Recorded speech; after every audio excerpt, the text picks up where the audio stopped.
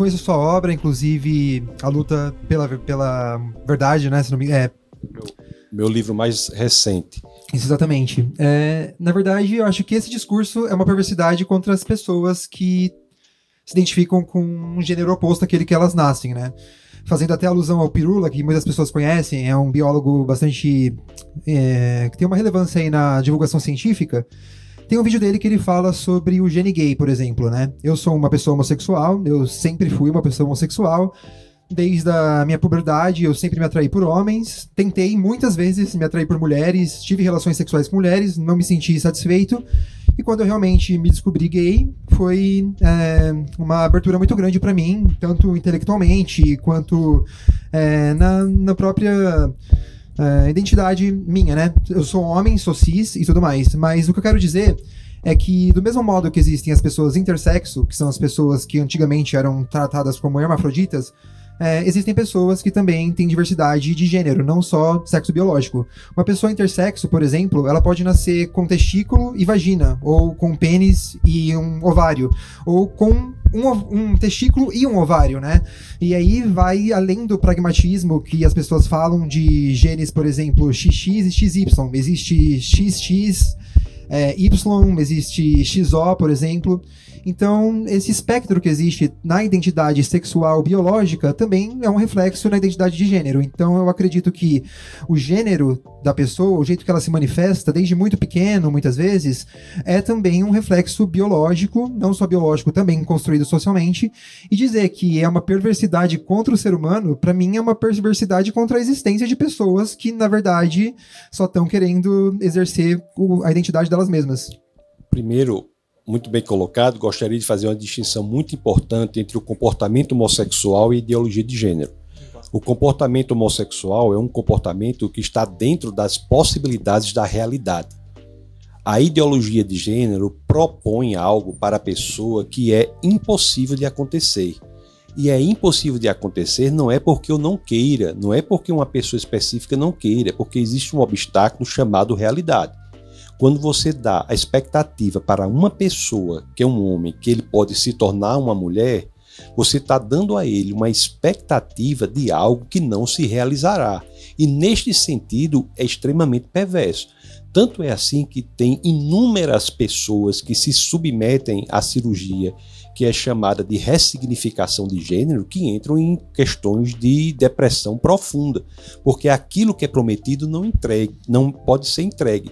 E reitero, veementizo, sublinho, não pode ser entregue não é porque nós não queiramos, é porque há um impeditivo. Ele vai se encontrar e se entender mais à frente como um homem efeminado, não como uma mulher. Então esse é um grande problema.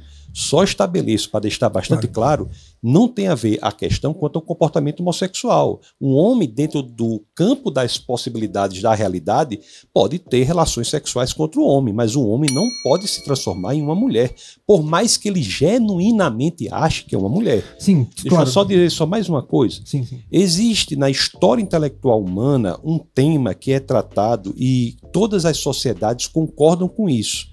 E sociedades das mais diversas visões de mundo, cristãs, ateístas, islâmicas, budistas.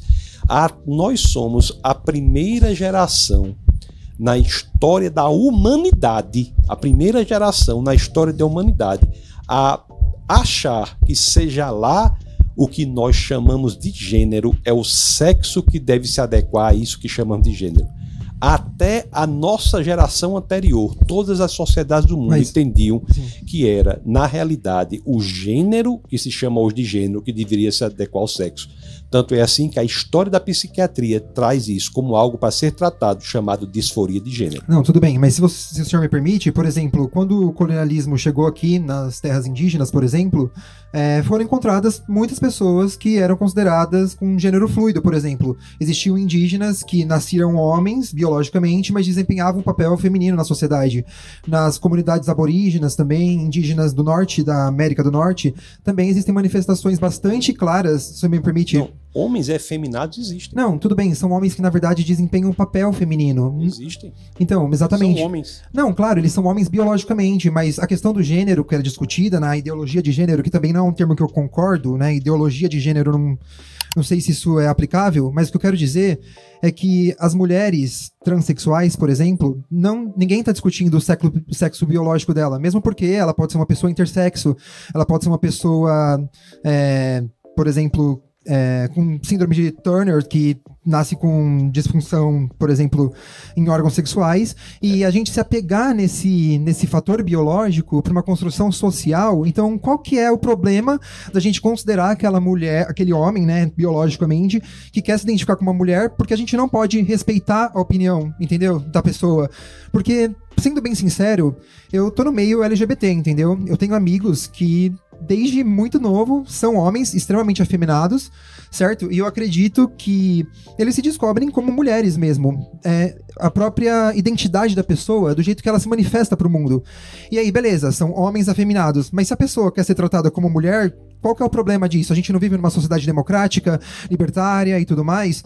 Então, se aquela pessoa ela quer ser tratada como uma mulher, acho que é total direito dela. E a mesma coisa acontece em sociedades como no Japão, aconteceu isso, existiam mulheres e homens que tinham papéis trocados e eram tratados como mulheres. E só uma última reflexão, por exemplo, na Índia, existe também uma comunidade que eu esqueci o nome, mas são pessoas que são consideradas transgêneros, que são a reencarnação de uma deusa, inclusive.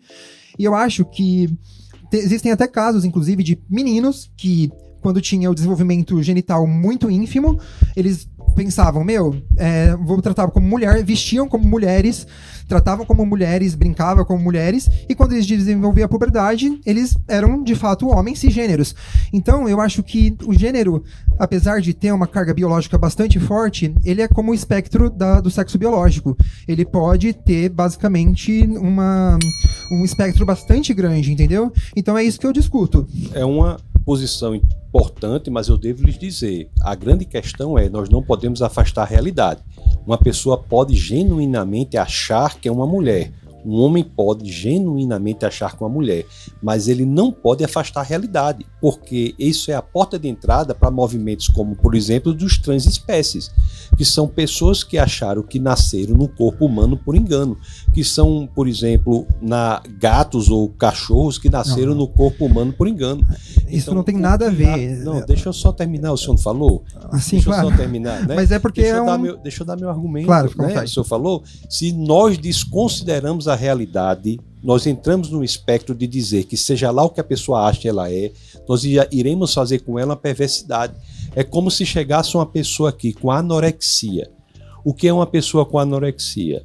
Uma pessoa com anorexia é uma pessoa magríssima, mas que se auto-identifica como obesa. Se chegar uma pessoa magríssima, se auto-identificando como obesa, o tratamento para uma pessoa com anorexia, que é magríssima e se identifica como obesa, seria a lipoaspiração? Não, na verdade... Fazer a lipoaspiração numa pessoa magríssima... Você comparar a anorexia com a identidade de gênero é totalmente perverso, na verdade. Isso é perversidade. Na sua opinião, mas está no mesmo espectro da auto-identificação. Não é, porque ninguém nasce, ninguém desde pequeno se manifesta anoréxico, entendeu? Você nunca vê uma criancinha de 3 anos pensando, eu sou muito gorda, deixa eu parar de comer.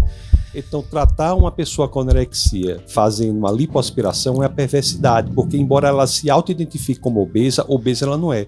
Assim como tratar um homem como uma mulher é uma perversidade, porque não há nada que possa ser feito nele para que se torne uma mulher. A presença do cromossomo Y vai existir sempre. Certo, e uma pessoa que é ângulo da bacia XZ, por exemplo, para você, o que ela é? Teve como... XXY, ela é o que para você? É uma mulher.